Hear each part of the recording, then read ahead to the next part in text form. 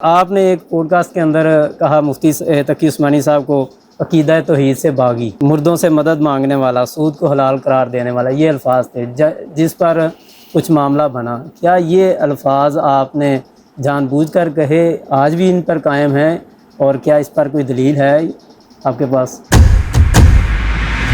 तो फिर मुफ्ती तकी उस्मानी साहब से ज़रा हिम्मत करवा के कह दीजिए ना कि हम इस अकीदे से बरात का इजहार करते हैं।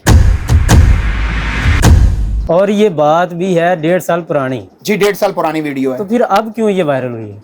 अब क्यों ये मसला बना है? अम्मार यासिर साहब ने आपके ऊपर अब बात की है, ये क्यों हुई? अम्मार यासिर साहब, आपने कहा कि इसको व्यूज़ की जो है वो ज़रूरत थी, और हकीकत ये है, मैं कमर टीवी के चैनल के ज़रिए से बता रहा हूं कि अभी तक मेरा टीवी चैनल अपना है ही नहीं। आइए भाई, चलिए अदालत में कीजिए मेरे खिलाफ केस।